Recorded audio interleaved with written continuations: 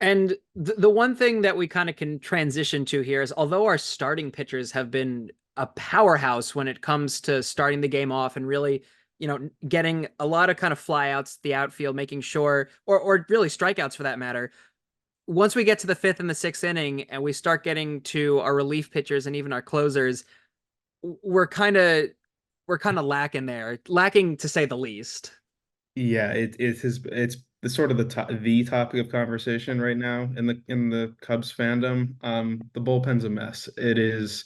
Adbert Alzolay is not the closer anymore, at least for now. Hopefully, he can figure it out and get that job back. But he looked cooked right now. Hector Neris is constantly playing with fire. I mean, we saw it at the Mets game we went to. He Yeah. failed out because of a crazy play at the end.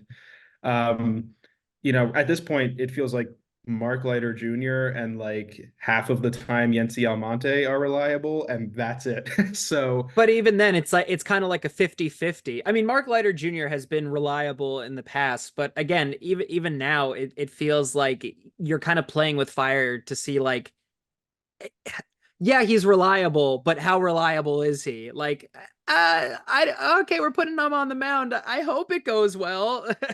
yeah, no, yeah, especially at the, bring up the end of last year when he completely fell apart. Yeah, it's definitely a little scary that he's like the guy in the bullpen right now. Julian Merriweather is probably going to come back shortly, which the Cubs desperately need. And my guess is he'll get the sort of first crack at being the closer once he's returned. But yeah, the Cubs are gonna, whether that's bringing up guys from the minors like Ben Brown and putting them back in the bullpen, whether that's making a trade for a guy on the Marlins, who are already selling off all their pieces. Something's got to happen because the Cubs, I believe the stat was as of Monday or Tuesday this week, the sixth or the seventh, like half of the games the Cubs have lost this year have been either like blown saves or like walk off losses. Which I mean that's a joke. Like that can't be happening. So whether they figure it out externally or internally, the bullpen needs to be solved. I kind of want to ask you this as a closing statement, and for the audience too. Please feel free to answer this in the comments.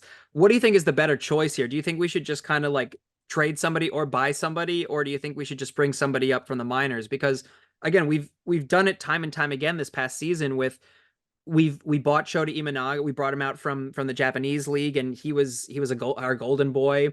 And but it's also we've brought people up from the minors, and they've also been our golden boy. So what do you think is the better option here? Yeah, I mean, in the past, one thing that Jed Hoyer and the rest of the front office have done really well is like building, really good bullpens out of like a box of scraps, which they are just not doing well this year. Again, the Cubs are going to be competitive this year. They're tied for first in the NL Central as we're recording this on May 8th.